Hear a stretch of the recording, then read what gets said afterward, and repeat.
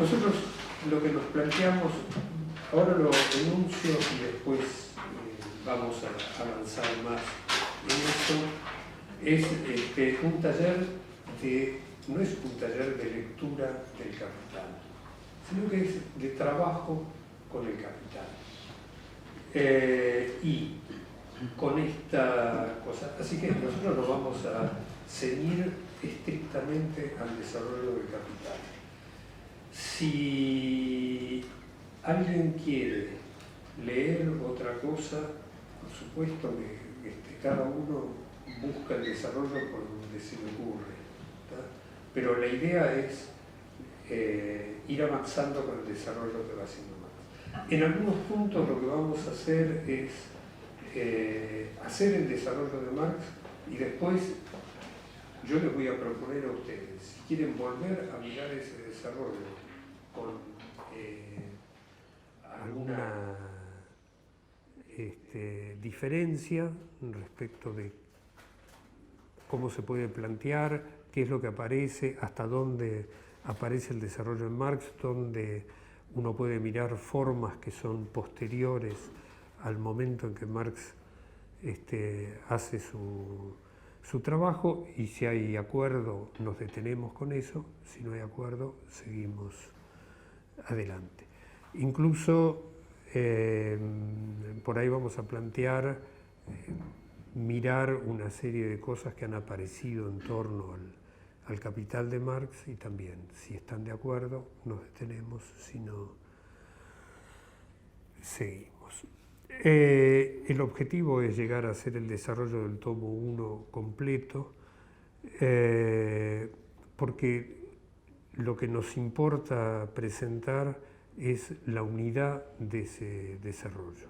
Entonces uno puede, acá siempre hay una cuestión en juego de cuánto tiempo se le va a dedicar al desarrollo y hasta dónde se va a poder llegar.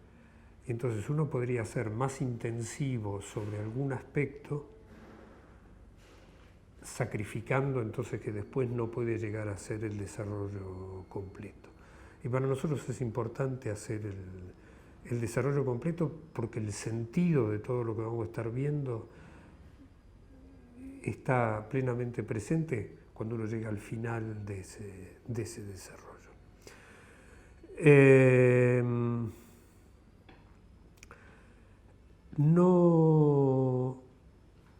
Yo en el desarrollo, lo voy a plantear ahora, estaba acá, cuando vayamos haciendo el desarrollo vamos a ir avanzando paso a paso.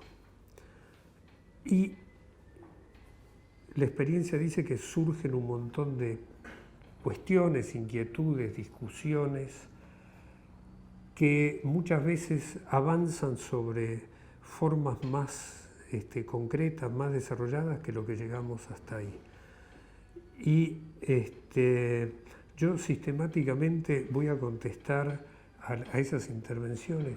Yo hasta acá no tengo respuesta, no sé, no puedo decir nada sobre eso que se planteó.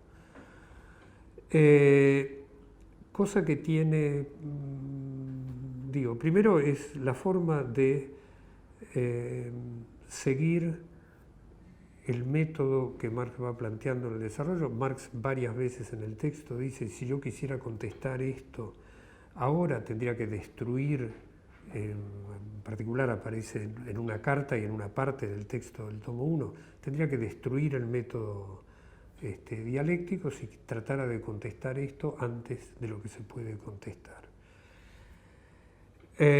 Lo cual tiene la riqueza de la forma de desarrollo y produce mucha angustia. Y la angustia es parte del proceso de ir avanzando. Yo una vez tuve era de los primeros talleres que hacíamos, donde tenía un primer taller que funcionaba muy bien y un segundo taller que había empezado a ser un desastre, que la gente se iba, quedaba cada vez menos gente, y a mí me empezó a agarrar la desesperación y empecé a adelantar cosas que no estaban, empecé a contestar esas cosas. Como estaba disconforme con lo que hacía, le planteé a la gente del primer taller qué pensaban de eso que estaba haciendo. Y había un participante del taller que se sentaba al lado de la puerta. No estábamos acá, estábamos en otro ámbito, pero siempre se sentaba al lado de la puerta y nunca abría la boca. Y yo decía, la próxima no está, este es el que... Y cuando yo hago este planteo y digo, bueno, no sé qué les parece, qué piensan de que yo esté adelantando cosas que no están desarrolladas. Y esta persona intervino y dijo, a mí me parece muy mal adelantar las cosas, porque si a mí me hubieras adelantado algo, yo ya no estaría viniendo. Así que yo después de esa experiencia me aferro mucho a tratar de no adelantar nada.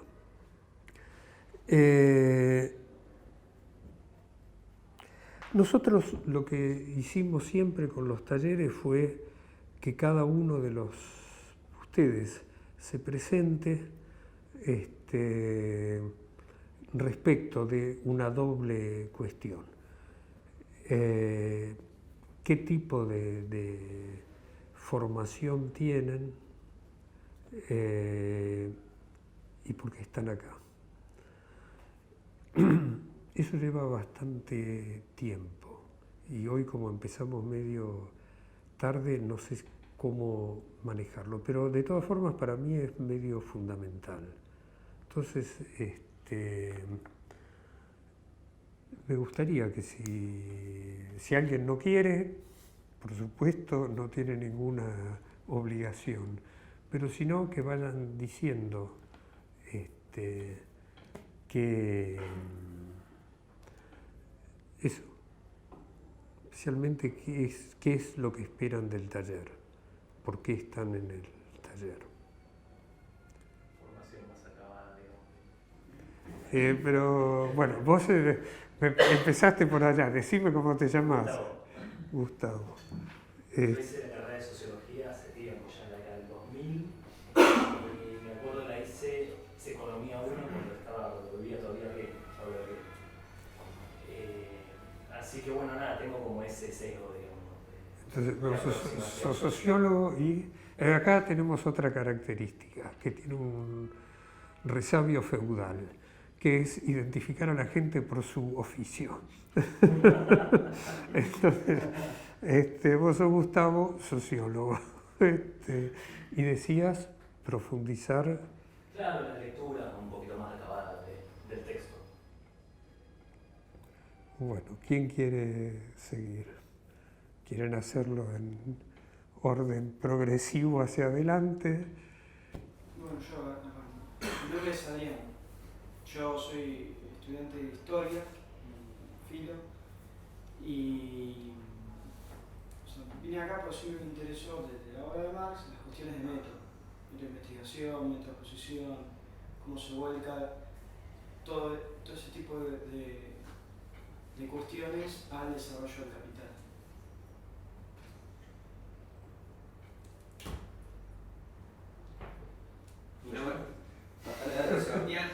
Soy músico de jazz y bueno, siempre tuve inquietud por el capital, pero para leerlo solo empecé, pero no comprendía muchas cuestiones, entonces el taller pareció muy apropiado para encararlo, con explicaciones y todo. Bueno, mi nombre es Emil, yo soy estudiante de Economía, me enteré del taller que cursé con Juan Graña, de Cuentas Nacionales, el trimestre pasado, y bueno, sí, siempre me gustó la teoría. Leía Marx para la sociología y para economía, y siempre quise profundizar. Leí el Manifiesto Comunista y bueno, hay otros libros, otros autores más de izquierda, pero también me compré el libro El Capital y a veces leerlo uno solo como que con las cosas de la facultad y todo como que no te organizas, y creo que es la manera más apropiada de organizarme, seguir al pie, seguir toda la lectura en un orden. Mi nombre es Ignacio y también estudio Economía como la compañera, y también como ella me enteré por un profesor de estructura social, también que leí, precisamente de algunos textos suyos y de esta línea de El Capital, y me interesó mucho, además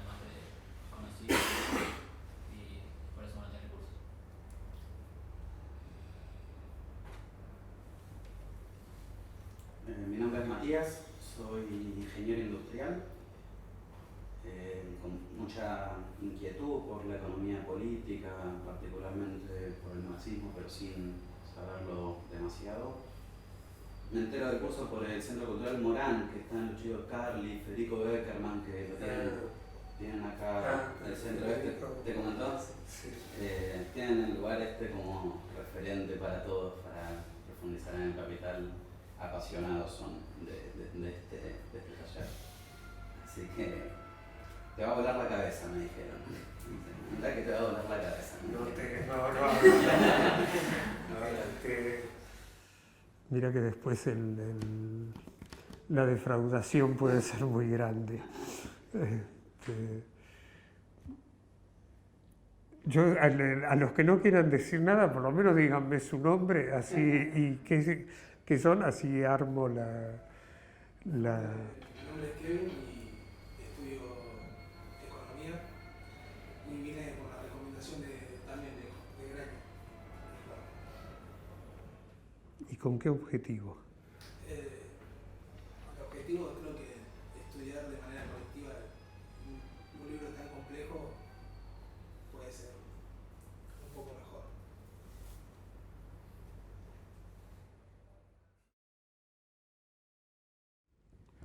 Bueno, ahora sí les pido algún orden en la presentación, así los tengo a todos. Bueno, mi nombre es Francisco, soy licenciado en Ciencia Política de la UBA y bueno, siempre me interesó el marxismo, pero digamos nunca una carrera, digamos, obviamente con un sesgo bastante politicista, bastante institucionalista también. Y bueno, me interesaba, digamos, hacer una lectura profunda del Capital que nunca pude hacer, digamos, por esta cuestión de digamos, la lectura individual a veces es más complicada. Y bueno, también me recomendaron tu taller varias personas. ¿Vos quedaste en el medio o ya habías dicho? ¿Quién más? Lucas, me llamo. Soy economista y investigué en el CEPED y si todo sale bien quizás vuelva en unos meses. Y lo cierto es que acercarme a algunos textos tuyos o de gente que tiene este planteo encima me pareció muy, muy potente para entender varias cuestiones. Me dio la impresión de que quizás acá se pueden profundizar algunas cuestiones más. Así por eso.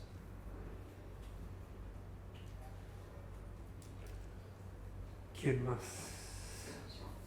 Yo me llamo Violeta, soy economista, estoy terminando la maestría en desarrollo económico de UNSAM. Estoy en una crisis enorme de falta de marco teórico, también de acción política, y en general en este proceso estoy discutiendo bastante con gente que es cercana al CICP y están aportando bastante, y sí, hay cosas que puedo no coincidir del todo. Me parece que era un espacio que me podía ayudar bastante a pensar. Yo soy Alejandro, licenciado en Ciencias Políticas de la Universidad de Buenos Aires. En su momento tuve la oportunidad de cursar Economía Política con Laverne. Leímos el tomo 1 y esto ha sido en 2002-2003. Y estaba muy interesado en poder retomar una lectura sistemática del Capital y siempre por una cuestión u otra lo posponía.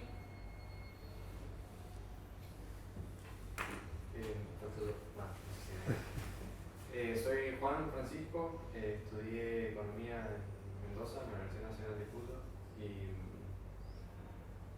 a medida que iba pasando el tiempo cada vez me voy dando cuenta más de la ortodoxa que fue mi formación, en la que, por ejemplo, Marx fue un capítulo de un manual.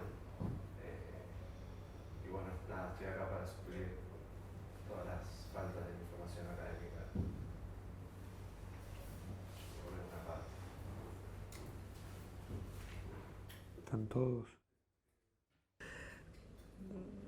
Ustedes plantearon en general y más o menos de manera que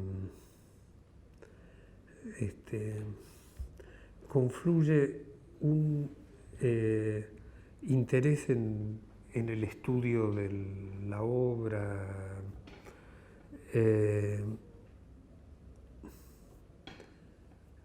¿Por qué les interesa?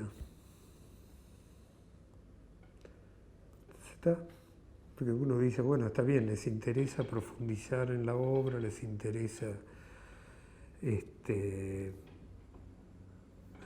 ordenarse en la lectura, pero ¿y para qué quieren hacer eso? ¿Se entiende la cuestión? Entender cómo funciona, por lo menos desde el punto de vista, con lo poco que sé, me da la impresión de que aparentemente el capital es una explicación de cómo funciona el sistema capitalista en el Estado. Y la pregunta que sigue a esa es, ¿y para qué querés saber cómo funciona el...? Porque vivimos acá. Sí, para orientarse políticamente. Entonces es un problema que se refiere a la acción que ustedes se plantean hacer. ¿Está? Lo que subyace a ese interés que ustedes plantearon, en realidad es esto que vos planteaste recién. Es un problema de formas de acción, de organización de la acción. Planteado como, bueno, me interesa porque lo quiero profundizar o quiero conocer, aparece como si ustedes tuvieran una necesidad más o menos abstracta de enfrentarse a esto. Pero cuando uno rasca un poquito detrás de la necesidad que parece abstracta, lo que aparece es la necesidad de una acción, y vos lo definiste de una forma más específica, que lo definiste como un problema de acción política. Digan lo que quieran, entonces,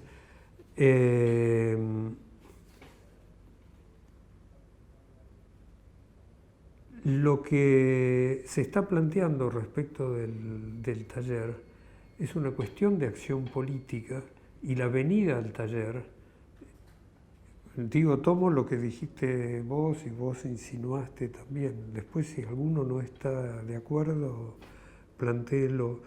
Pero es en sí mismo una cuestión de acción política. Porque lo que uno está buscando es desarrollar elementos para poder avanzar en esa acción que se propone hacer. No sé si están de acuerdo o no están de acuerdo. Yo militaba antes y por lo menos la conclusión a la que pude, la conclusión que saqué cuando dejé de militar es que nos faltaba esto del método. Por eso es mi preocupación. O sea, me pasaba esto. Yo era militante político, tenía algo enfrente y no tenía elementos como para abordarlo, para reconocerlo, ¿no? O sea, lo podía hacer más o menos efectivamente, pero y me sucedía eso, o sea, había cosas que no, o sea, tenía discusiones, y me sucedía eso, o sea, me digo, el problema será un problema de método. Entonces no sabía cómo, todo el tiempo buscaba en el labor del capital cómo enfrentarme a lo que tengo enfrente.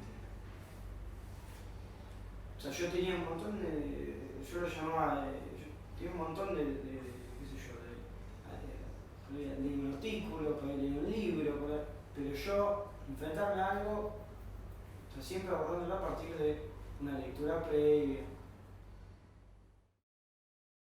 Bueno, con lo cual tenés un problema de acción política. Sí. Lo pongo así, yo alguna vez, porque nosotros siempre arrancamos así. En otro lado que hicimos estos talleres, hace un tiempo hubo alguien que cuando le preguntamos, bueno, venía a la ronda de por qué estaban yendo, esta persona dijo, bueno, porque yo me quise anotar en un curso de jardinería, pero ya no había cupo y entonces vine. Era un militante político, así que es claro que eso era una ironía. Pero muchas veces aparece, y acá en el taller una vez apareció un planteo de un estricto interés filosófico.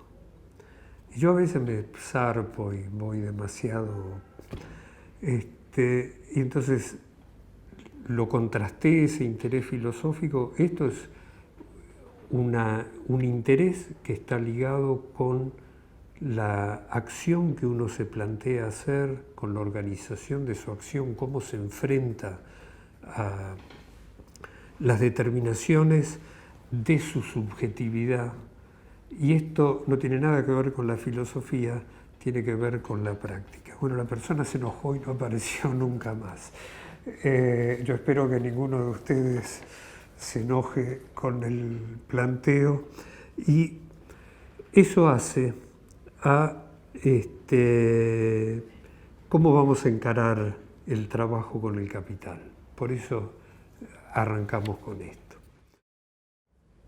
Si uno se lo plantea como una abstracta cuestión de lectura, entonces, nada, lo agarra, y la cuestión que para mí es fundamental en esto es con qué pregunta uno se lo va a enfrentar, qué es lo que necesita contestarse. En esto que vos decías recién, vos necesitas contestarte inmediatamente, o se te presenta una cuestión de método, y entonces uno lo va a ir a mirar preguntándose por algo que hace a la propia subjetividad. Y una subjetividad que en los planteos donde apareció la subjetividad inmediatamente, apareció inmediatamente como un problema de acción política. Y entonces, cuando uno se enfrenta a esto como una cuestión que hace a su subjetividad política, la pregunta que sigue es: ¿por qué se me ocurre que tengo que ir a preguntarme en este texto respecto de qué soy como sujeto político? ¿Por qué me aparecería la necesidad de preguntarme más allá? Yo podría decir, y me sonó en tu intervención en lo del método, vos aparecías pudiéndote contestar inmediatamente, bueno, la determinación de mi subjetividad política es que yo tengo que actuar, y a continuación tenías una pregunta que iba más allá de eso, que era la pregunta de, bueno, pero ¿por qué? ¿Qué necesidad tengo de actuar de esta forma o de actuar de esta otra forma? Cuando uno se pregunta por la subjetividad política, en primer lugar se está preguntando por relaciones de carácter antagónico, ¿sí? Porque está preguntando por enfrentamientos que tiene en esa acción. ¿Por qué uno no se puede contestar inmediatamente respecto de la necesidad de su acción simplemente con saber que lo que va a personificar, lo que va a desarrollar es una acción de carácter antagónico?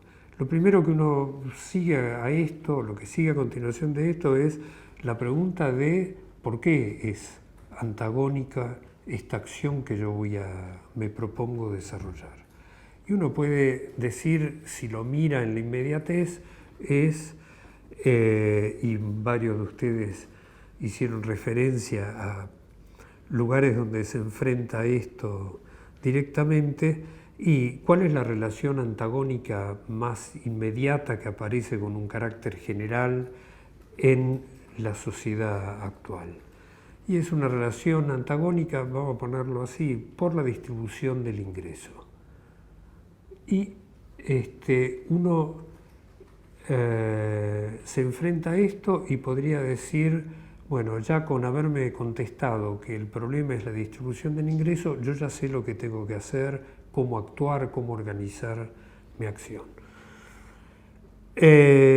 O puede encontrarse con la situación en la cual, para poder contestarse qué papel juega su acción en la distribución del ingreso, tiene que contestarse respecto de qué formas tiene el ingreso. Y entonces uno puede mirar las formas que toma la participación en la riqueza social y decir, bueno, acá hay asalariados, hay, vamos a ponerlo en términos inmediatos, hay capitalistas, y bueno, yo soy asalariado y entonces ya sé, tengo la respuesta de por qué quiero actuar políticamente y cómo actuar políticamente. Voy a expresar el interés de los asalariados. Para ninguno de ustedes esta respuesta fue suficiente, porque ha seguido la pregunta, bueno, entonces, si la relación antagónica es entre asalariados y capitalistas, es una relación por la distribución del ingreso, yo tengo que saber qué formas tiene el ingreso. Y entonces tengo que poder contestarme qué es un salario y qué es una ganancia. Y yo de vuelta me podría dar por satisfecho diciendo, bueno, el salario es lo que recibo yo por mi trabajo y la ganancia es lo que obtiene el capitalista por disponer del capital. Yo voy a ir por el lado fácil del capitalista. ¿Cómo puedo saber qué es la ganancia si no sé lo que es el capital? Y entonces yo podría darme por satisfecho, como decir, bueno, porque tiene ganancia, tiene una relación antagónica conmigo, e inmediatamente después tengo la pregunta, bueno, ¿qué es la ganancia? ¿Cómo surge la ganancia? Y para contestarme qué es la ganancia, me tengo que contestar qué es el capital. Y si miro el capital, yo puedo tener una respuesta más o menos rápida, es decir, el capital es una cantidad de dinero que permite apropiar más dinero. Y yo podría decir a esa altura, ya sé lo que es el capital, ya sé lo que me propongo hacer, sé que me tengo que enfrentar a ese dinero, tengo la respuesta, y ustedes están acá y no están satisfechos con esa respuesta. Y entonces, ¿cómo puedo saber qué es el capital si no sé lo que es el dinero? En consecuencia, lo que tengo que hacer es contestarme qué es el dinero. Y yo puedo decir, bueno, el dinero es una cosa que se usa para operar en el mercado. Y ahora ya sé lo que tenía que saber. Y al mismo tiempo puedo decir, bueno, pero ¿qué es el mercado? Y el mercado es el lugar donde se intercambian mercancías. Y bueno, miro el primer párrafo del Capital, del texto, y lo que me encuentro es que dice, en las sociedades donde impera el modo de producción capitalista, la riqueza social aparece como una inmensa acumulación de mercancías, la mercancía como su forma elemental, y por lo tanto nuestro análisis necesita partir de la mercancía. Lo que nosotros tenemos delante ahora es el punto de partida del texto, o por lo menos lo que aparece como el punto de partida del texto, pero al mismo tiempo hicimos todo un proceso de análisis en el cual lo primero que nos preguntamos es por nuestra condición de sujetos políticos. Y entonces nunca salimos de la pregunta de nuestra condición de sujetos políticos. Nuestra pregunta es ¿qué hacer?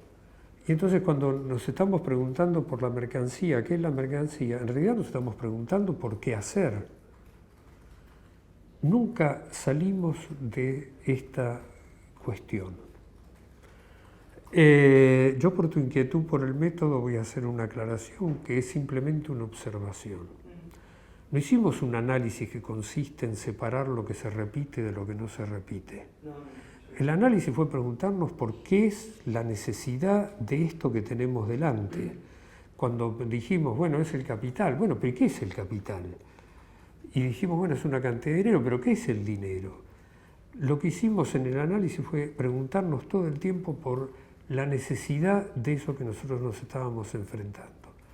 Pero en realidad, como lo primero que nos enfrentamos fue nuestra acción y nuestra acción política, por lo que nos estamos preguntando desde el principio es por la necesidad de nuestra acción política. Y cuando nos preguntamos por la necesidad de nuestra acción política es que nos encontramos con la mercancía y con la necesidad de contestarnos sobre la mercancía, porque ahí es donde está encerrado hasta acá la necesidad de nuestra acción política. ¿Se sigue esto hasta acá? ¿Quieren plantear algo? ¿Quieren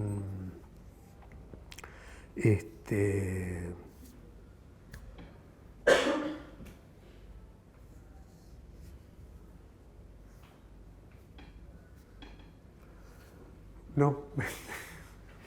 Bueno,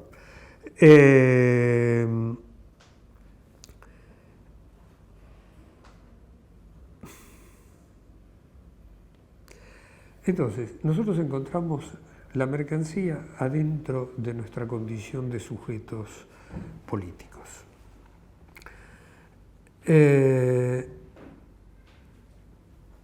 Cuando se mira el capital, el texto, muchas veces lo que se plantea es un texto de economía política. Más allá de que el subtítulo de la obra debería poner en duda esa afirmación, porque el subtítulo es la crítica de la economía política. Entonces, salvo que uno piense, y hay quien lo piensa dentro del marxismo, que Marx era una especie de incoherente, que decía voy a criticar la economía política, y después lo que escribía era una obra de economía política. Lo que nos encontramos hasta acá es que el punto de partida, no sé si es de economía política o no, es respecto de qué somos como sujetos.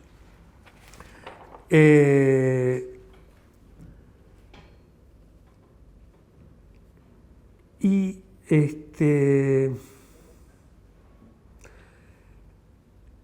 para poder contestarnos esta cuestión, una de las cosas que nosotros vamos a tratar de atenernos y que tenía que ver con esto que yo les decía antes, de no adelantar cuestiones que todavía en el desarrollo no van apareciendo, es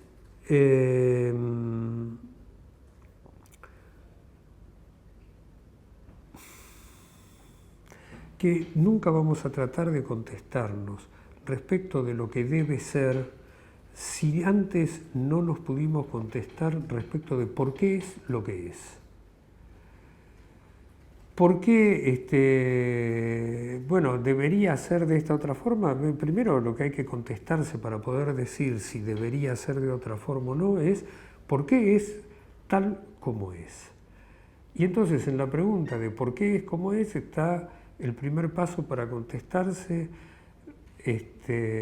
respecto de si puede ser eso otro que uno quisiera que sea, no puede ser eso otro, o cómo actúa uno para que sea eso otro, expresando la necesidad de que esto es lo que es. No poniéndose de manera exterior a lo que es, sino preguntándose si uno, habiéndose contestado por qué es lo que es, qué potencias encierra esa existencia actual que lo pueden llevar, mediante la acción que uno se plantea hacer esta otra cosa o no puede ser esta otra cosa. Entonces esto es otra de las cuestiones y por eso vamos a tenernos muy estrictamente al avance de lo que nos podemos contestar y dejar abierto lo que no nos podemos contestar. Les aclaro que entre los aspectos angustiantes van a aparecer cosas que yo voy a decir, bueno, pero eso en el tomo 3. Eso no lo vamos a contestar cuando lleguemos al tomo 3. Después cuando hacemos el taller del tomo 3, la respuesta es, pero eso está más adelante en el tomo 3. ¿Está? Así que siempre está esto que yo decía antes, produce la angustia, la ansiedad, pero bueno, es una cuestión de método. Yo no voy a plantear el método de entrada, esto es el otro aspecto. Yo, como habíamos hecho un camino, dije, bueno, ahora mirémoslo. No hicimos lo que aparece como el método que corresponde a la representación lógica, que es separar lo que se repite de lo que no se repite, eso es el análisis. Nosotros hicimos un análisis que tiene una forma distinta. Por lo tanto, estamos siguiendo un método que es distinto. Pero si yo antepusiera el planteo del método, lo convertiría en algo que es completamente exterior. Y la única forma de apropiarse del método es teniendo un concreto en el cual ese método está desarrollándose. Entonces, a cierta altura nos vamos a plantear la cuestión del método, pero cuando hayamos avanzado hasta un punto donde lo que va a aparecer en el propio desarrollo es el método científico.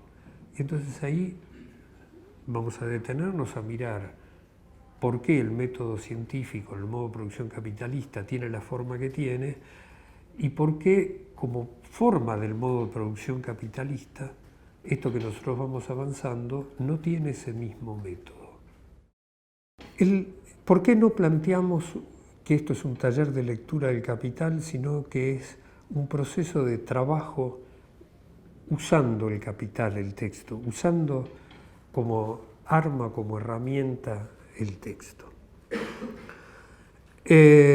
Porque si nosotros lo que nos planteamos es conocer nuestra propia subjetividad, entonces nuestro problema no es interpretar lo que dice Marx, nuestro problema es contestarnos respecto de nuestra propia realidad, de lo que nosotros nos enfrentamos en nuestra acción práctica. ¿Qué papel juega el capital, el texto, en este proceso? Nosotros podríamos enfrentarnos a esto sin ningún tipo de herramienta. Y entonces estaríamos haciendo un proceso de conocimiento individualmente original, pero que ignoraría el conocimiento social, el conocimiento que ya ha sido producido en el proceso de la vida social. Después vamos a hablar de trabajo social, de trabajo simplemente individual, pero por ahora lo planteo así. Lo que nosotros hacemos en el taller, en particular el planteo es respecto de lo que hacen ustedes, es un proceso de conocimiento original. Todos ustedes plantearon la necesidad de avanzar en un conocimiento que es un conocimiento individual de cada uno de ustedes. Entonces, lo que van a hacer es un proceso de conocimiento que desde el punto de vista individual es un proceso de conocimiento original. Desde el punto de vista del carácter social de ese conocimiento, es un proceso de reconocimiento. Por eso uno puede usar el capital como herramienta.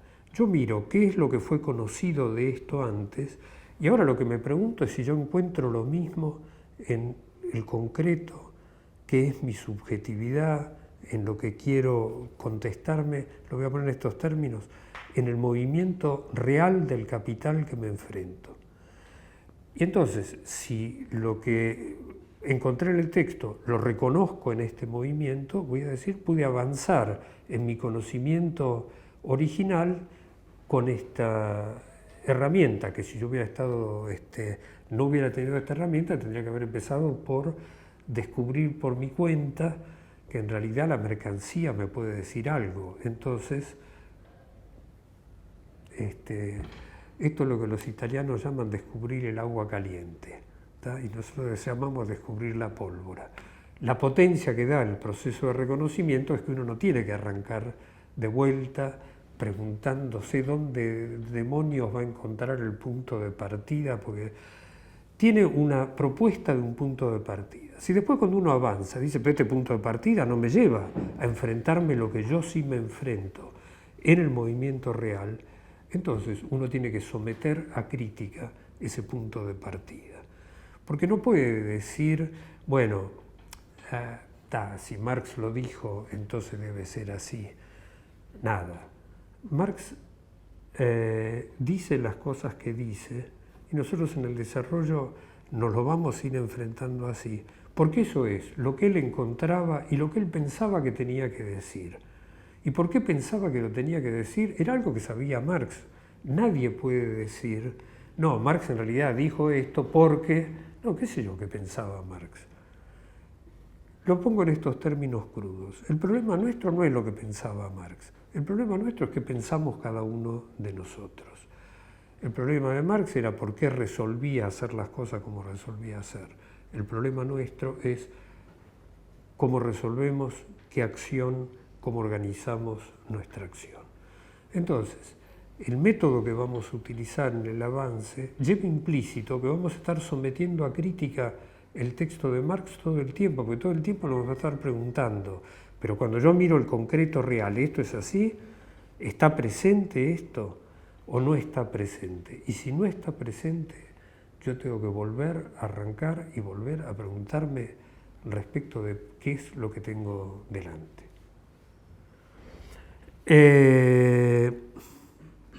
Por eso, esto no es un proceso de interpretación del texto, porque también, pensando en el término del método, la interpretación es la negación de la posibilidad de un conocimiento objetivo. Porque yo lo interpreto así, pero el otro lo interpreta de otra forma, el otro lo interpreta de otra forma, y si todo lo que podemos hacer es interpretar, entonces nunca vamos a poder actuar colectivamente sobre la base de compartir un conocimiento objetivo. Pues siempre va a estar sujeto a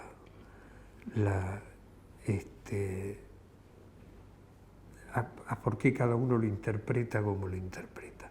Después nos vamos a preguntar por qué en la sociedad actual aparece que es imposible el conocimiento objetivo, que solo se puede interpretar, que cada uno interpreta de distinta manera. Nosotros nos vamos a negar a interpretar. Si alguno de ustedes me oye alguna vez algo que le suena que yo estoy interpretando algo, por favor, avíseme, porque me estoy equivocando fiero. En ese proceso de reconocimiento nosotros tenemos dos ventajas respecto de Marx. Uno puede considerar que tiene un montón de desventajas respecto de Marx, pero consideremos las ventajas que tiene. La primera ventaja es que uno tiene la obra de Marx para avanzar en un proceso de reconocimiento.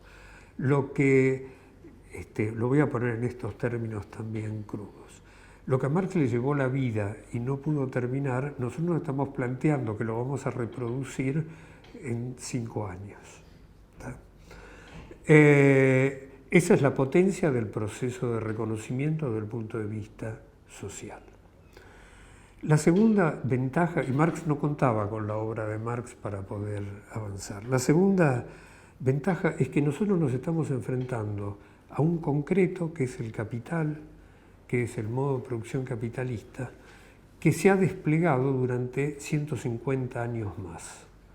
Y entonces, cosas que en el momento de Marx apenas estaban insinuadas, apenas se podían esbozar, hoy están plenamente desarrolladas. Y entonces es mucho más fácil conocer un objeto que está en la plenitud de su desarrollo que no tener que apenas poderlo ver insinuado, y de ese apenas insinuado decir las potencialidades que tiene son esta y esta. Una de las enormes capacidades de Marx es haber podido hacer eso.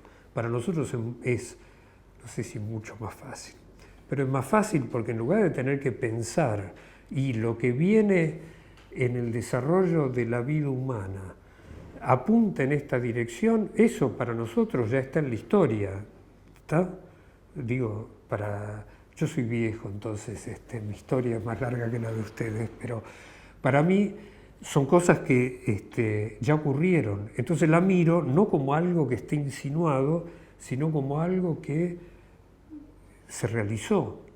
Y de ahí han brotado potencias nuevas que el problema es que uno se tiene que contestar sobre esas potencias nuevas. Marx, en un texto que no es El Capital, hace el planteo, hace una referencia a esta situación en algo que uno podría someter a crítica, pero yo simplemente lo voy a dejar enunciado diciendo: la anatomía del ser humano es la clave para la anatomía del mono. El problema que uno tiene en el conocimiento es que se está preguntando por qué hacer, y por lo tanto se está preguntando por algo que existe solo en potencia. Y de eso que existe en potencia tiene que, sobre eso tiene que avanzar. Entonces, cuando la potencia apenas está insinuada, es mucho más difícil poder contestarse hacia dónde camina que cuando la potencia está en su desarrollo, en un desarrollo mucho más avanzado. Entonces, Esta es la segunda ventaja que nosotros tenemos en nuestro proceso de conocimiento y por lo tanto de organización de la acción respecto de lo que tenía Marx. Yo a esta altura voy a hacer un planteo nada más que para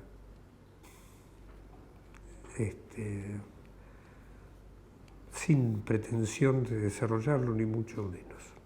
Yo supongo que todos conocen las llamadas tesis sobre Feuerbach y la tesis 11 que dice los filósofos no han hecho sino interpretar al mundo de distintas maneras, de lo que se trata es de cambiarlo. Si uno está partiendo de que la interpretación es una forma de conocer y que el conocer es la organización, la forma de organizar la acción, lo que está en juego en esa afirmación de Marx es un problema respecto de que los filósofos conocieron pero no actuaron, o es un problema de que conocieron bajo una forma que les implicó actuar de un modo que no se refiere a cambiar el mundo. Yo lo dejo así planteado nada más que para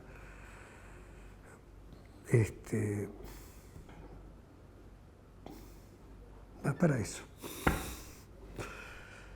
Después, cuando vayamos avanzando en el desarrollo, vamos a volver sobre esto.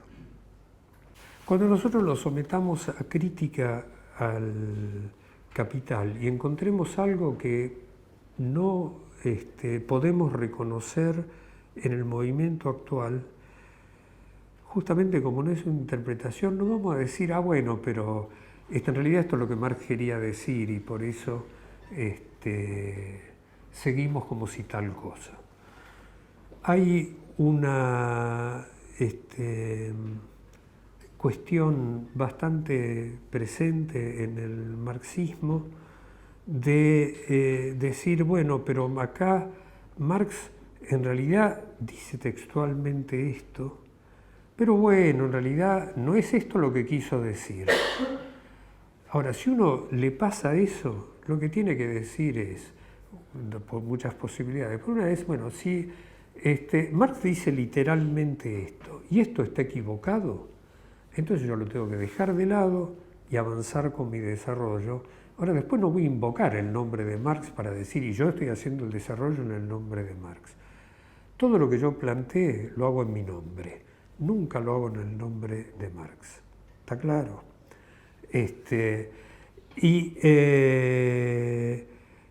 La otra cosa, vamos a tener cosas para someter a crítica. Es medio difícil tener para someter a crítica cosas que están en la página 3 del desarrollo del texto. Pues si yo someto, si lo encuentro con que está equivocado en eso que plantea en la página 3, entonces tengo que pensar que todo lo que sigue tiene problemas de arranque. Y no puedo decir, bueno, esto no es así, pero en realidad lo paso por arriba y lo que sigue me parece que está, que lo puedo seguir utilizando. ¿Estamos claros? Entonces, esto es parte de la crítica. No sé si está muy claro, pero es parte de la crítica. Yo con esto es más o menos, ahora después voy a hacer otros planteos, pero es más o menos el planteo general de qué es. Hasta acá hablamos de lo que se proponen hacer ustedes. Esto es lo que me propongo hacer yo en el desarrollo del taller. No sé si quieren plantear algo sobre todo esto.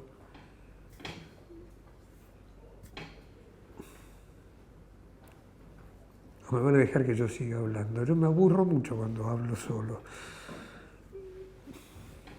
En relación, por ejemplo, pensando en voz alta, ¿no? A esto último que decías, algo así como, si yo encuentro algo que no me cierra en la página 3, debería sospechar, ¿cierto? De lo que viene después. Ahora, si encuentro algo que me es sospechoso en la página 54, no por el número de página, pero digo, no se empieza a generar como una dinámica del tipo, bueno, tengo que prestar atención a ver en dónde empiezan aquellas cosas que me aparecen Exactamente. cosas. Tengo que volver a la página 3, en realidad tengo que volver a la página 1 y volver a recorrer. Cosa que voy a tener que hacer, en realidad, cada vez que quiera conocer algo, yo voy a tener que hacer todo ese proceso, porque voy a partir de vuelta de mi subjetividad, vamos a ponerlo así, y cuando me pregunte por mi subjetividad, yo ya no puedo decir, bueno, ya sé que mi subjetividad tiene la mercancía adentro. Me tengo que volver a preguntar si mi subjetividad tiene la mercancía adentro o no, para esto. ¿Está? Y entonces voy a tener que volver después, porque que descubra que mi subjetividad tiene la mercancía adentro, no me dice nada de qué hacer. Digo, no me puedo contestar qué hacer si no sé lo que es la mercancía, pero al mismo tiempo, porque sepa qué es la mercancía, solo sé qué es la mercancía, tampoco sé qué hacer. Esto es una parte que está en juego. Y yo voy a tener que volver a preguntarme si todo este desarrollo, ¿por qué en el desarrollo Marx va para acá y por qué yo me encuentro que tengo que ir para acá? Y tengo que dar cuenta de eso. Después voy a ver si esto vuelve a confluir, porque yo voy a seguir mi desarrollo y si de vuelta me reconozco en esto o no. Y entonces seguir. Bueno, si yo no me reconozco más en esto, el desarrollo de Marx quedó fuera del avance que estoy haciendo. Yo hago la aclaración, yo avanzo y me lo encuentro con cosas que necesito contestarme y mi respuesta no es inmediatamente la misma que aparece en el Capital. No quiero plantear cosas ahora porque va a ser tremendamente abstracto.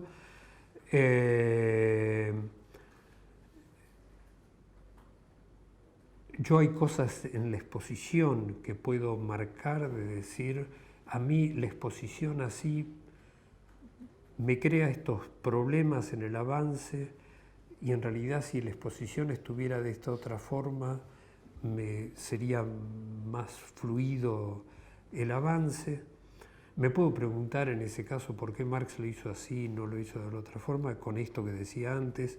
En realidad es una respuesta que me puedo dar totalmente abstracta, porque qué sé yo, por qué, ¿está?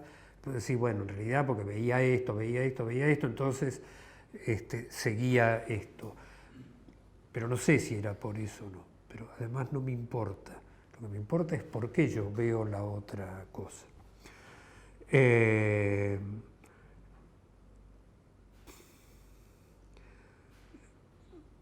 Tengo que someterme a crítica todo el tiempo, tengo que someter el texto a crítica, me tengo que someter a mí mismo a crítica todo el tiempo. En la familia hay unos textos escritos por una hija de Marx donde relata cosas de la vida familiar y los juegos que hacía la familia. 2 veces ahí aparecen. Y uno de los juegos era cuál es mi, no frase, sino lo pongo en frase porque no me sale la palabra, favorita. Y el de Marx está anotado 2 veces. Una es critícate a ti mismo y otra vez que vuelve a escribir es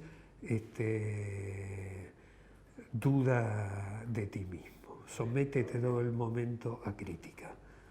Entonces un individuo que tenía eso como principios o que se planteaba eso, uno solo lo puede, lo voy a poner en estos términos, respetar, sometiéndolo todo el tiempo a crítica, no dejando que en ningún momento decir, bueno, pero en realidad vamos a dejarlo. Uno necesita someterlo a crítica y como uno está reproduciendo el proceso que Marx ha realizado, uno se está sometiendo a sí mismo a crítica. Y uno nunca puede dejar de someterse a crítica, salvo que tenga la necesidad de realizar una acción que se detuvo en una apariencia, que está organizada sobre la base de haberse detenido en una apariencia. Yo puedo organizar mi acción diciendo acá hay un enfrentamiento entre capitalistas y obreros, yo soy obrero y por eso me enfrento y ya sé lo que tengo que hacer en mi acción política. Me detuve ante una apariencia. Bueno, sí, es una apariencia. Convertí a un concreto real, soy un obrero, en la apariencia de que lo que es propio de un obrero es esto, esto, esto y esto. Y no me seguí preguntando por la necesidad de esa subjetividad. Esto es el planteo. Entonces, todo el tiempo vamos a andar yendo y viniendo con el movimiento, porque además la otra cosa de la experiencia es que uno avanza, avanza, avanza y de repente en el taller reaparecen todas las cuestiones del principio que necesitan reafirmarse en un nuevo avance. Así que cuando lleguemos a la página 55 vamos a vernos sometido a crítica muchas veces y haber vuelto a arrancar muchas veces. Hago una observación. Ustedes me habrán visto que yo hablo con mucha convicción. Yo no quiero convencer a nadie de nada. Lo peor que puede ocurrir es que alguien me diga que lo convencí.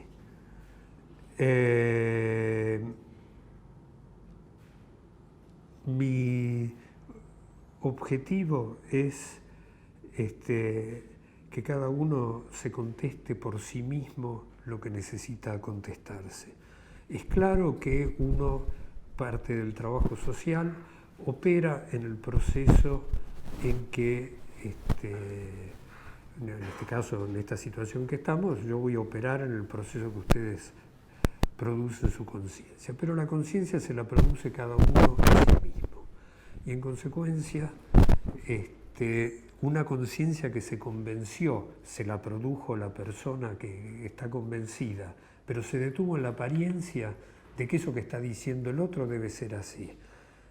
Y el objetivo es totalmente opuesto respecto de eso. ¿Tá? Así que yo lo pongo en los términos de yo no quiero evangelizar a nadie, no quiero nadie convencido.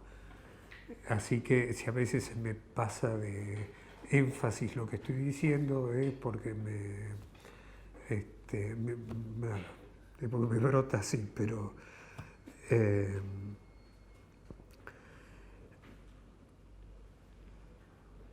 voy entonces a cuestiones de cómo vamos a trabajar ya directamente. Lo primero que no vamos a hacer es leer los prólogos, los prefacios y los posfacios del texto. ¿Por qué no lo vamos a hacer? Yo ahora después voy a dar un ejemplo de cosas que están en un prefacio al Capital, pero lo voy a usar para otra cosa.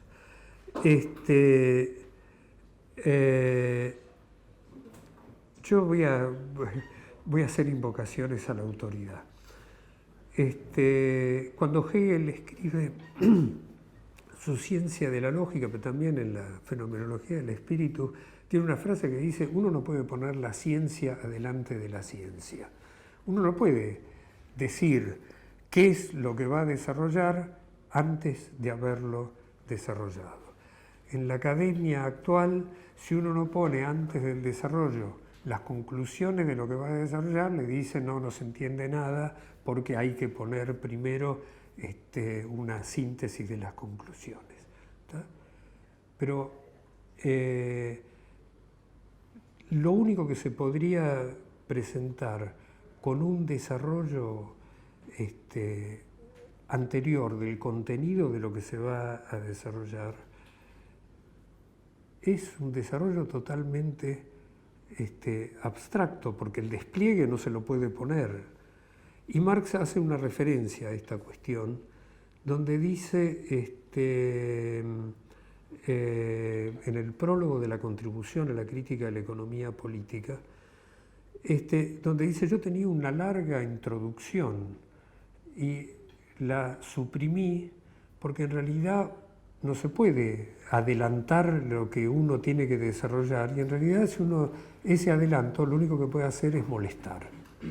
Entonces vamos a tenernos estrictamente a esto. Y yo voy a después dar cuando miremos lo de las traducciones, una referencia a el propio Marx, violando lo que acaba de decir en el prólogo de la contribución y diciendo, yo llegué a estas conclusiones, pero esas conclusiones son la síntesis del desarrollo que hizo, y cuando la síntesis está puesta como punto de partida, se convierte en una abstracción. Porque ahora, ¿cómo es que están los vínculos que se están presentando en la síntesis? Si yo tengo todo el despliegue, tengo desplegado cuáles son los vínculos. Si yo los enuncio, tengo una exterioridad absoluta en esos vínculos. Entonces, lo primero que vamos a hacer es no leer los prólogos. Vamos a hacer después, cuando vayamos avanzando, referencias a cosas que están en los prólogos.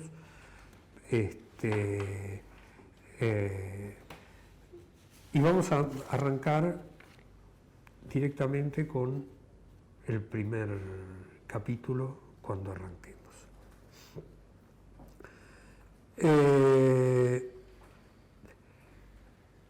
Está la cuestión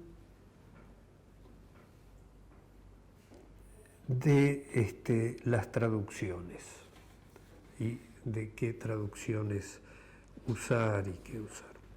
Y esto tiene un montón de aspectos que yo se los voy a plantear, que después van a volver a aparecer y bueno, no voy a adelantar la conclusión. Acá hay un problema general con la traducción. Ese problema general es que la gramática castellana y la gramática alemana se dan de patadas. Entonces empieza a haber un problema y los traductores les ha aparecido y lo han resuelto de distinta manera. Si uno trata de hacer más fluido el texto en castellano, adaptando la gramática al castellano, o si uno hace un texto en castellano es más duro porque tiene una gramática que no es exactamente la castellana. Y uno puede encontrar en las distintas traducciones distintas formas de resolver ese problema. Entonces yo les menciono las traducciones que hay, algunas han desaparecido prácticamente, pero de hecho la primera traducción completa del Capital al castellano está hecha por Juan B. Justo, que es una traducción que tiene cierto respeto por la gramática o por la estructura gramatical alemana, y que muchos términos que están usados ahí dejaron de usarse. Entonces ha perdido la presencia que tenía en una época muy fuerte, y ahora es prácticamente inexistente en el uso corriente. Según Tarkus, él la considera una muy buena traducción. Con esta salvedad, Tarkus es especialista en mirar las distintas ediciones. Con esta salvedad de términos, yo creo que tiene alguna otra cosa que va a compartir con la forma de expresión que está en la traducción de Fondo de Cultura Económica, que es la traducción de Wenceslao Roses, de la cual ahora, para el tomo 1, hay 2 ediciones. Roses hace la traducción, no me acuerdo si es la primera edición es del año 46, más o menos, y el Fondo de Cultura Económica la siguió publicando idéntica durante el 46 hasta hace un par de años. ¿Qué pasa con la traducción de Roses? que en el primer tomo no tiene un problema que sí tiene en el segundo tomo y que tiene bastante más grande en el tomo 3 y que es una vergüenza desde el punto de vista editorial que nunca la hayan tocado, porque el tomo 3 de Fondo de Cultura sigue siendo el mismo, que son errores de edición. Y en el tomo 3 hay problemas grandes donde dice en una misma oración tasa de plusvalía y tasa de ganancia, y en la traducción está puesto al revés. Entonces uno cuando lee tiene que preocuparse lee y dice, no, pero esto es un disparate. Lo vuelve a leer y dice, lo que pasa es que la puso al revés. Y está lleno de errores de ese tipo. Cuando hacemos los talleres del tomo 3, yo por una cuestión generacional uso la traducción de Fondo de Cultura. Siempre antes de empezar cada capítulo hacemos la revisión de todas las cosas que hay que corregir. Incluso hay un lugar donde le falta un acápite. No es que hay un problema de eso, sino que directamente falta un acápite. Entonces uno lo lee y dice, ¿cómo? Pero el ejemplo no se corresponde al acápite que vengo leyendo, no, porque le falta el título en el medio. ¿Qué es lo que pasa con la traducción de Rosses? Rosses se ajusta más a la gramática castellana. Yo con este problema de la grabación tengo que ser más prudente, si no uso otros términos los voy a usar igual. Es una especie de traducción que uno puede llamar estalinista. Era estalinista, claro, pero era un individuo sumamente culto, ha hecho un montón de traducciones, ha traducido a Hegel,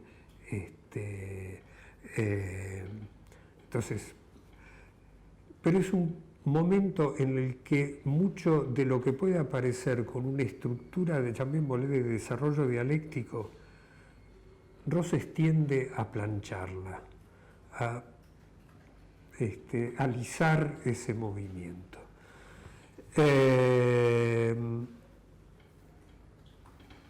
Con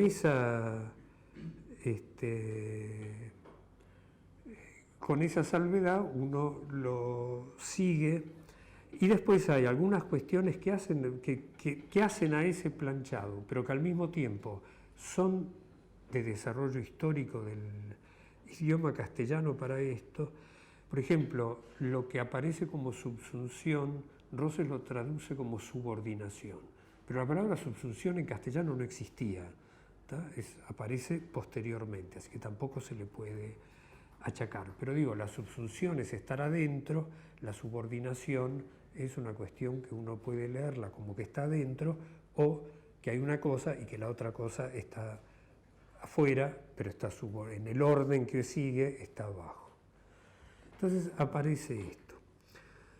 En la traducción de Rosses aparece una cosa, yo usé como prueba a la que sometía las distintas traducciones, a ver qué me parecían, una expresión que usa Marx en el prólogo, en el prefacio a la primera edición, donde dice, para evitar posibles confusiones, yo lo sintetizo más o menos como dice, en esta obra no se pinta del color de rosa, estos términos de Rosses, no se pinta del color de rosa al capitalista y al terrateniente, pero que tiene que quedar en claro que alguien que, y Rosses decía, concibe, alguien como yo, que concibe algo así como el proceso de desarrollo de la vida humana como un proceso de histórico natural. Yo decía, concibe. Marx escribe, entre las últimas cosas que escribe, que es notas que hace a un texto de economía política de estas son cosas de la edad. Ya va a volver. Las notas. Sí, a Wagner. Gracias, porque si no cuesta. Dice, yo nunca parto de conceptos y en consecuencia no parto del concepto de valor. Entonces alguien que dice no parto de conceptos, ¿cómo puede ser que en el texto habla de concebir? Y yo esto me dio vueltas en la cabeza un montón de tiempo. Yo hago esta aclaración, yo no leo alemán, leo muy elementalmente con diccionario, más traductor, más las traducciones, más alemanes que me puedan ayudar en la traducción. Yo le daba vueltas a esto y a todo el que pudiera saber algo de alemán le hacía el planteo de qué quiere decir esta palabra, que en el diccionario figuraba como concebir. Hasta que uno de estos me trajo un diccionario que era de filosofía alemán de mediados del siglo XIX, donde la palabra esa quería decir me enfrento, lo tengo delante. Y yo dije, este es el término que corresponde. Entonces, a Rosses lo tenía marcado por el concebir, pero decía, bueno, dejo esa frase ahí y después la voy a completar. Aparece, entonces, la edición de Fondo de Cultura tiene esto, como dice Tarkus, para mi generación, esa era la traducción, estaba la de Justo, solo del tomo 1, que ya en esa época era, había alguna edición medio trucha que tenía el tomo 1 de Justo y el tomo 2 y 3 de Fondo de Cultura, una edición pirata. Aparece la edición de siglo XXI. Y la edición del siglo XXI tiene el criterio al revés, respeta la gramática alemana, en algunos aspectos a mí me parece que con un exceso de una cosa que termina ya siendo pedantería, porque en castellano se usan las preposiciones, porque no hay ligación directa con el atributo, entre el sujeto y el atributo. Entonces uno dice jornada de trabajo, producto del trabajo, también se puede decir jornada laboral. Decir producto laboral empieza a ser una forma rara de expresarse en castellano. Y como en alemán se puede hacer la asociación inmediata, en alemán está así. ¿Qué pasa con la traducción de siglo XXI? Que aparece como si fuera una traducción rigurosa que corrige los errores de Justo, que corrige los errores de Rosses y demás. Cuando uno toma la traducción entonces de siglo XXI y va a mirar este mismo desarrollo que hace Marx en el prefacio, lo que sigue diciendo es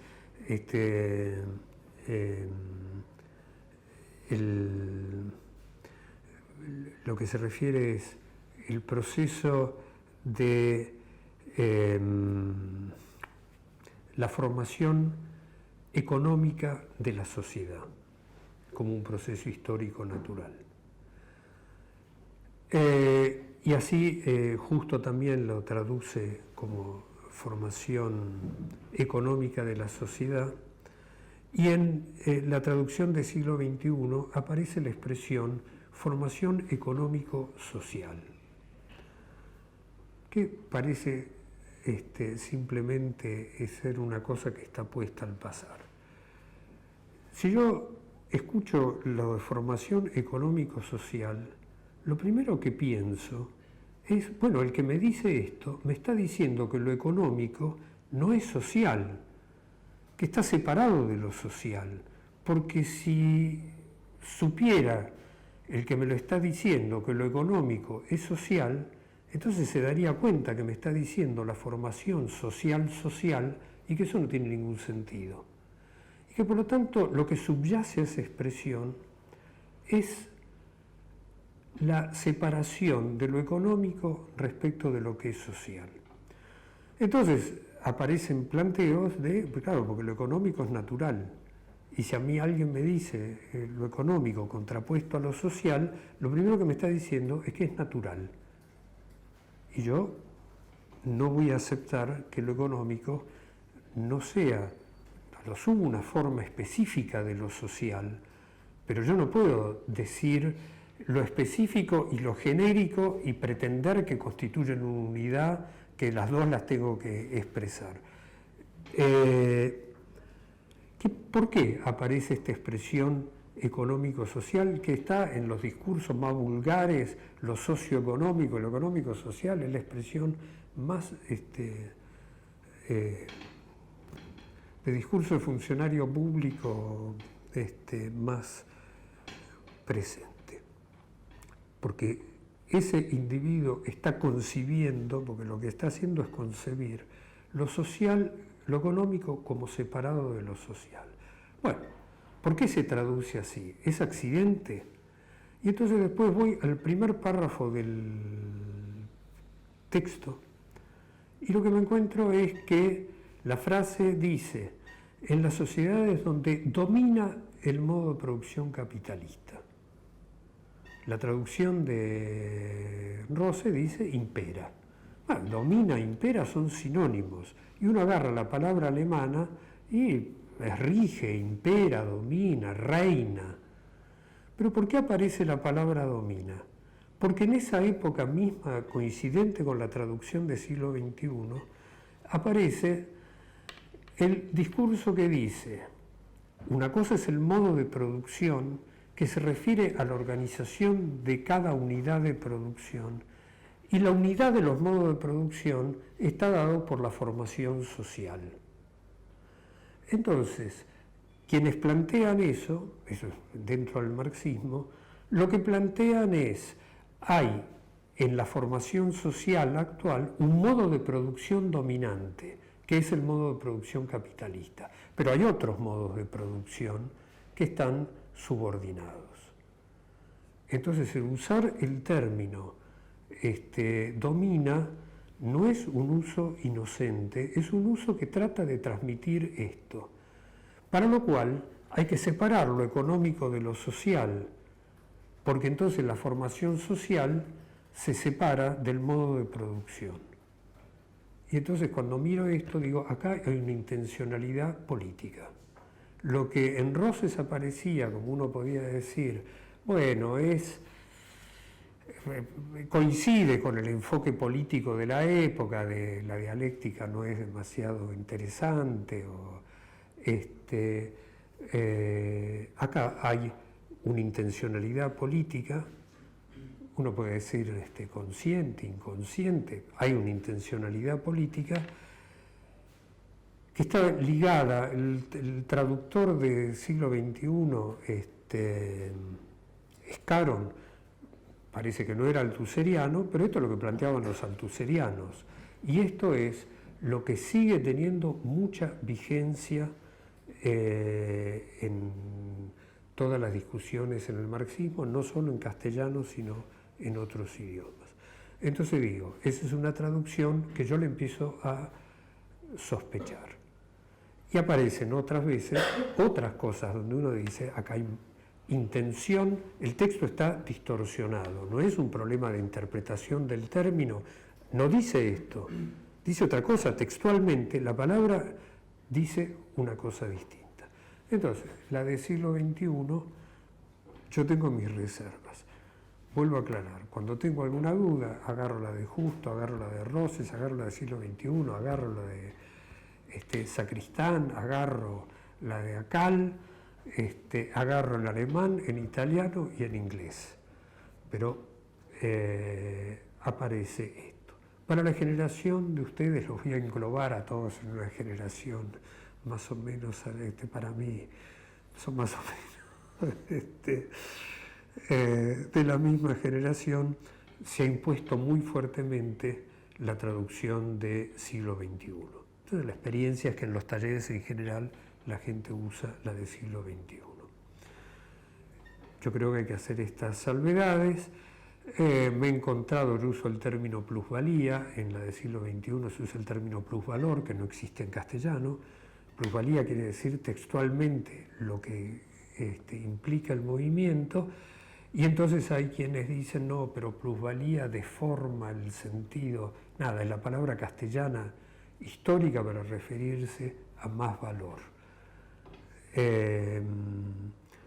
Así que yo uso la palabra plusvalía, les aclaro para cuando va a haber el contraste, cuando lleguemos a ese punto y lo leamos. Las otras cuestiones con la del siglo XXI es que como negocio editorial lo editaron, yo creo que es negocio editorial, lo editaron en lugar de... Además pasa esto, lo que Rose llama y lo que yo voy a llamar tomo 1, 2 y tomo 3, siglo XXI llama libro 1, 2 y 3, y tomo 1, 2 y 3 llama a los 3 volúmenes que forman el libro 1. El 2 creo que está en 2 y el 3 está en 3. Así que hay que cuidarse con esas confusiones.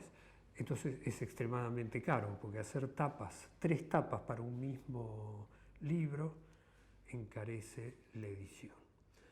La otra cosa que tiene es, no sé si sigue siendo así o no, tiene una encuadernación desastrosa, entonces uno habla del libro y las hojas vuelan, tiene problemas de impresión de hojas que se transparentan, no sé si sigue siendo así o no. Mi ejemplar es así y he visto otros ejemplares en una universidad nacional que tenía una biblioteca, tiene una biblioteca muy rica con todo material, con mucho material del siglo XXI. Yo empecé a mirar libros de distintos autores y les pregunté, che, pero esto se lo donaron, porque parecían libros de descarte. Y me dijeron, lo que pasa es que cuando llegaron nadie tuvo tiempo de revisarlos y estaban llenos de hojas de esas que quedan dobladas, entonces está sobreimpreso y este tipo de cosas. Entonces hay que revisarlo con cuidado en esto. La nueva edición del tomo 1 que hace Fondo de Cultura Económica es sobre una traducción corregida que hizo Roses después de que salió la del siglo XXI. Entonces yo cuando lo agarré, alegría, dije, dice se enfrenta en lugar de concibe. ¿Y qué me encuentro a continuación? Que donde decía formación económica de la sociedad, ahora dice formación económico-social. Así que no sé si la puedo recomendar o no. Bueno, esto. Hay un libro publicado discutiendo sobre la formación económico-social, donde hay un capítulo, un autor italiano, que no me acuerdo cómo se llama, que dice, bueno, en realidad Marx nunca usó esta expresión, pero qué rica es esta expresión, y entonces después parece que Marx lo hubiera usado.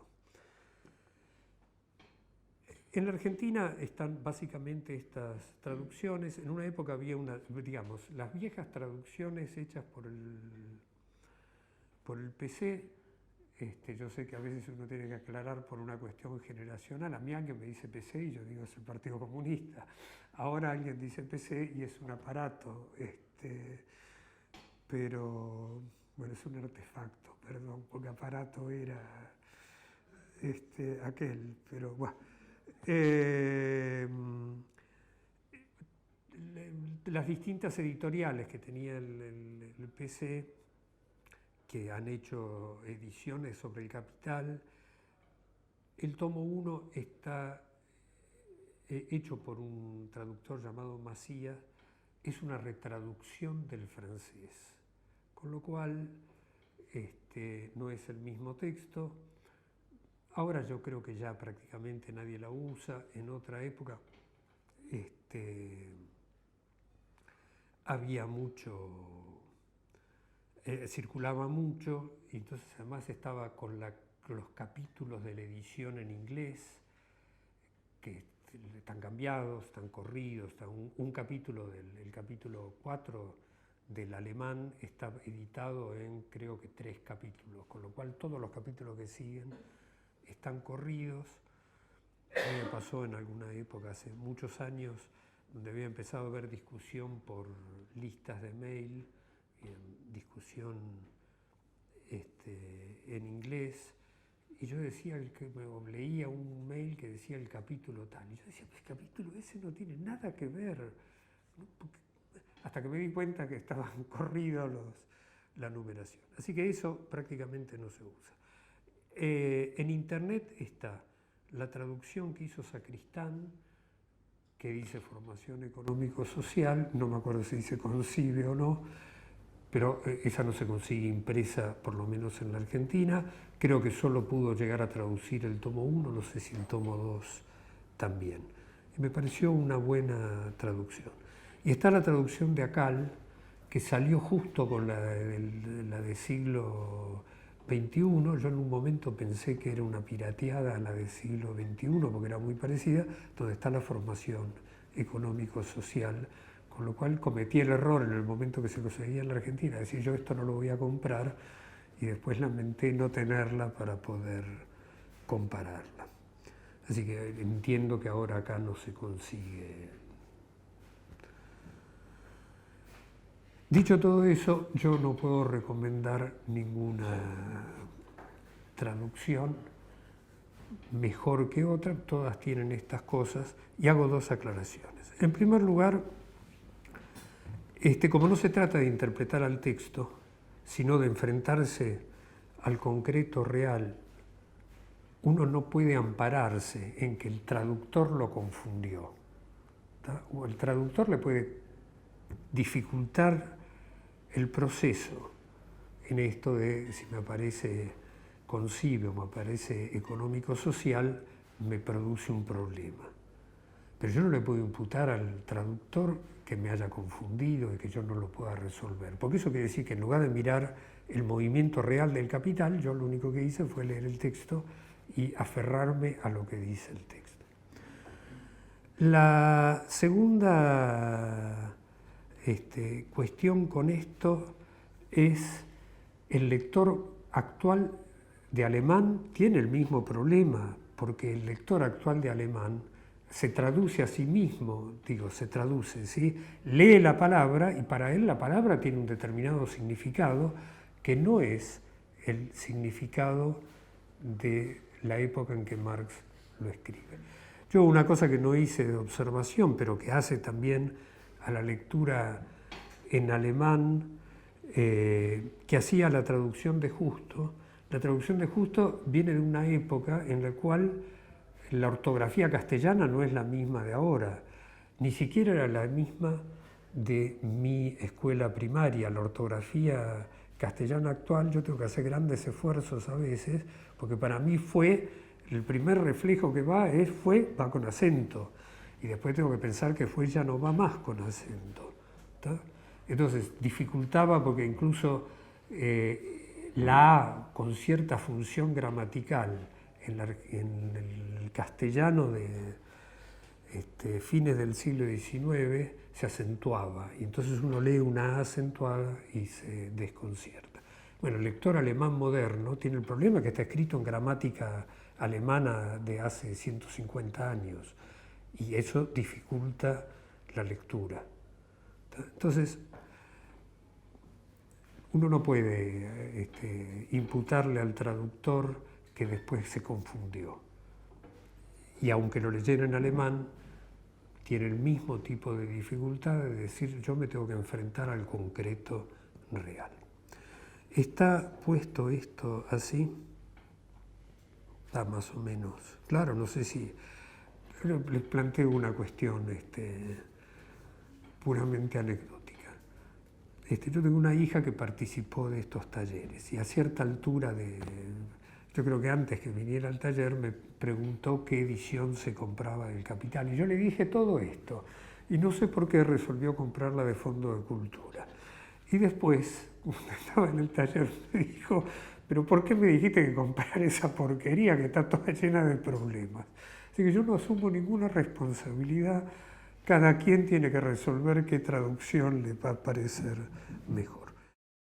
La experiencia de hace un tiempo no fue con Marx, fue cuando empezaron a aparecer las obras de Lacan, seminarios de lectura de los textos de Lacan que terminaron convertidos en seminarios de francés para poder leer a Lacan en francés. Cierto que en esa época había cosas que no estaban traducidas y demás, pero nada, uno puede avanzar mucho sin necesidad de poder leerlo en alemán. ¿Está? Pese a lo que dicen, ahora está de moda la lectura filológica, entonces a uno le dicen, no, si no se lo lee en alemán, no es una lectura genuina. Después esos tienen problemas con cosas que están en la página 2, ni siquiera en la 5. Que lo que dice la página 2 no es así. Les planteo esto. Nosotros vamos a tratar de hacer todas las discusiones que haya que hacer, detenernos en todo lo que haya que detenerse. Las discusiones pueden ir desde lo que vamos avanzando, la estructura de funcionamiento, yo voy avanzando, acompañando el texto. Y cada vez que hay algo que ustedes consideren que debe ser aclarado, cuestionado, ampliado o lo que sea, intervienen, lo discutimos, lo miramos.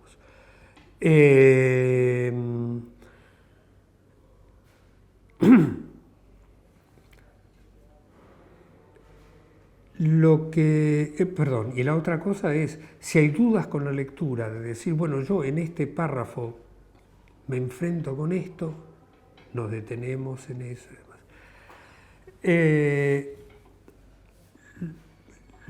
Y vamos a discutir párrafo a párrafo. Bueno, yo participé en la situación que están ustedes ahora, en un taller a principios de la década del 70. Y empezamos con el primer párrafo. Y el primer párrafo, una de las traducciones decía una inmensa, no sé qué, acumulación. Y en otra decía cúmulo. Y hubo una reunión dedicada a discutir si acumulación y cúmulo querían decir lo mismo, si tenía un sentido distinto porque la acumulación era un proceso de acción, en cambio el cúmulo era un resultado. Y ustedes, los que lean de la edición de Fondo de Cultura, van a ver que dice un inmenso arsenal de mercancías. Entonces se empezó a discutir si esto era una especie de mensaje subliminal respecto de la lucha armada. Bueno, vamos a tratar de evitar este tipo de sutilezas. Que sí, entonces, lo que nos planteamos no es un problema filosófico, no es una cuestión de abstracto estudio. Lo que nos planteamos es un problema de la práctica, de la acción. Y si nosotros nos preguntamos, y Marx lo plantea en sus textos, yo lo planteé al pasar, es un problema de la acción de quienes en el modo de producción capitalista trabajamos, de los que somos trabajadores u obreros. No es una cuestión abstracta del sujeto humano, somos sujetos humanos, pero nos lo enfrentamos con una determinación específica que es nuestra condición de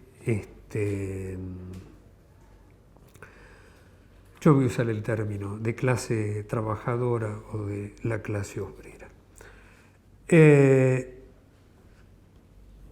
Y como nos estamos planteando como un problema de la acción de la clase trabajadora para transformar las formas que tiene nuestra sociedad, lo que nos estamos enfrentando es una cuestión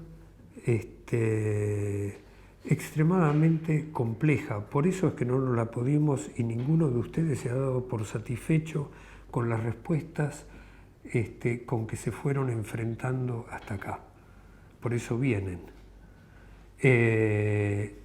Entonces, si toda gente que tiene un proceso de formación, además,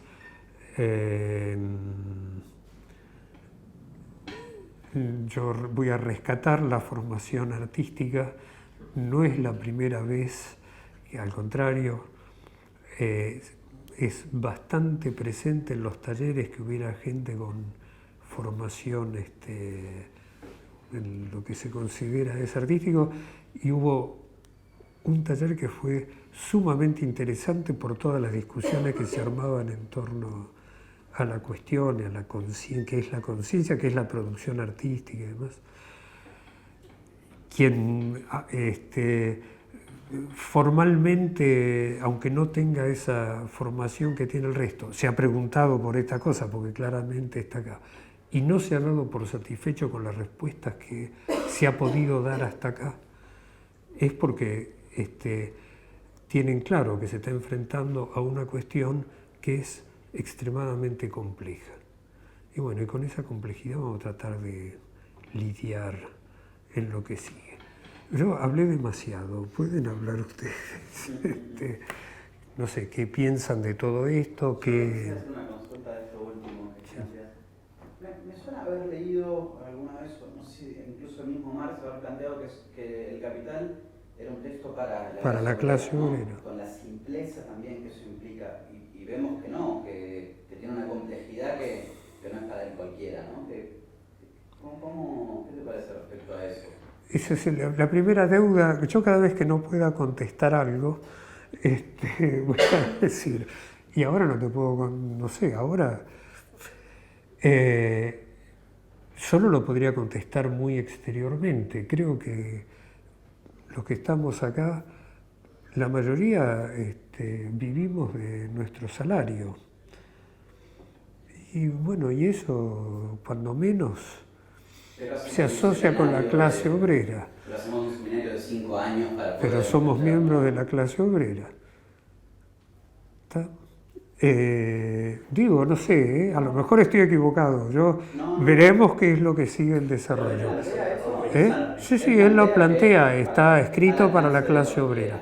No dice que está al alcance de cualquiera, dice que lo escribe para la clase obrera.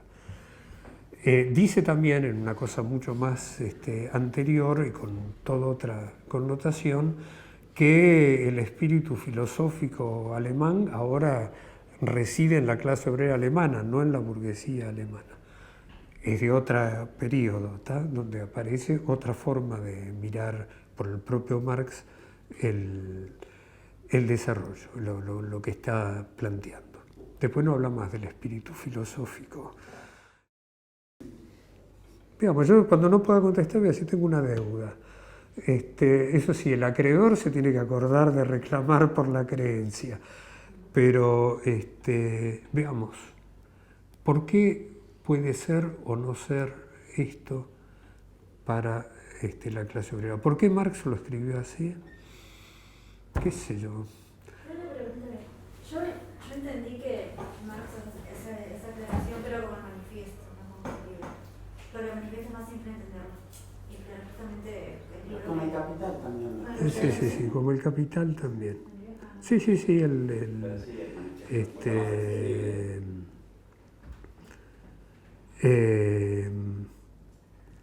¿por qué lo puso? Problema de él. ¿Qué es lo que nos dice a nosotros que lo haya puesto? Y veamos. Por ahora vos te produce la inquietud.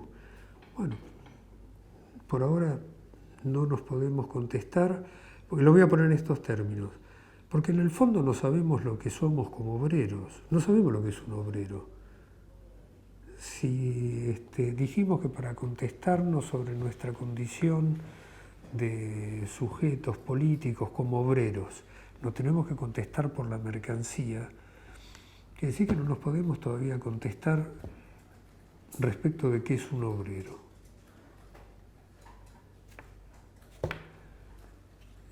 No podemos terminar de contestarnos la pregunta de la que partimos hasta que no nos hayamos podido contestar qué es un obrero, porque entonces ahí no vamos a poder contestar qué somos nosotros con toda la cosa.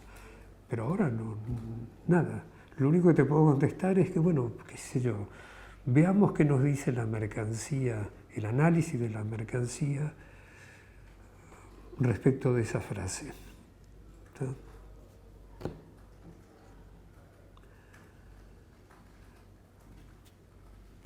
sé si quieren plantear algo.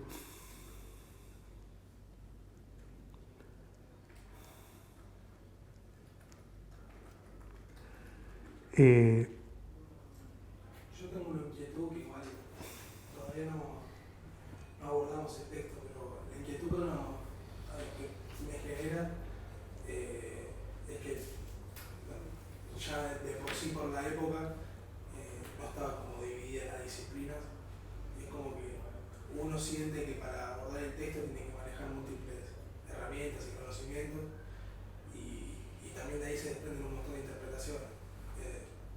En ese sentido entiendo que nos está proponiendo una acción política, una acción concreta, pero ¿cómo puede ser el abordaje y qué diferentes consecuencias puede tener? Porque a mí me interesa la disciplina económica, pero entiendo que excede la economía, digamos, en sí. Pero me genera esa inquietud de si va a ser, si con alguna que otra herramienta económica va a alcanzar, que entiendo que no. ¿Qué se puede decir de eso? Yo te voy a volver a contestar, es otra deuda que voy a tener.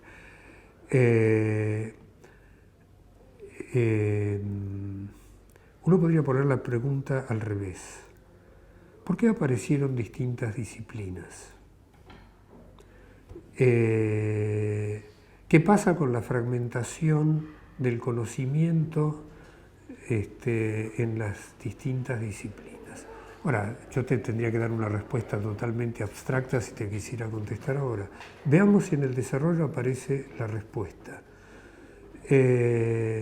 Pero uno podría tomar esto. Cuando fuimos en el análisis, empezamos por la subjetividad política, que supone que es tema de la ciencia política. Y seguimos y llegamos a la mercancía, que se supone que es tema de la economía. Y no hubo solución de continuidad en ese proceso. No dijimos, bueno, ahora tenemos que empezar de vuelta porque esto ya no es el tema que estábamos mirando. Entonces, hasta acá a nosotros no nos apareció ninguna división disciplinaria. Yo hago este planteo. Supongamos que en lugar de haber estado acá dominantemente economistas, cientistas políticos, historiadores, sociólogos, hubiera estado con un grupo de psicoanalistas. Yo no hubiera empezado exactamente igual. Hubiera empezado por el problema de la conciencia. Supongamos, a lo mejor el problema de la conciencia, y hubiera terminado llegando a la mercancía exactamente por un camino que es distinto, pero que es este mismo. Entonces, no hay, hasta acá no hay recorte disciplinario. A esta frase del prólogo del Capital de un proceso histórico natural, con lo cual ni siquiera hay separación entre una ciencia que se refiere a lo histórico, a lo social, y una ciencia que se refiere a la naturaleza. Se refiere a un proceso que uno se tiene que contestar por qué se lo refiere como histórico, pero que es un proceso natural. Así que veremos a dónde nos lleva eso. Yo no quiero citar ahora una observación que hace Marx sobre esto, pero cuando avancemos y aparezca esto de vuelta, haceme acordar que haga la referencia a ese planteo. Porque ahora va a ser exterior, va a ser, bueno, sí. Pero hasta acá, esto es lo que nos enfrentamos.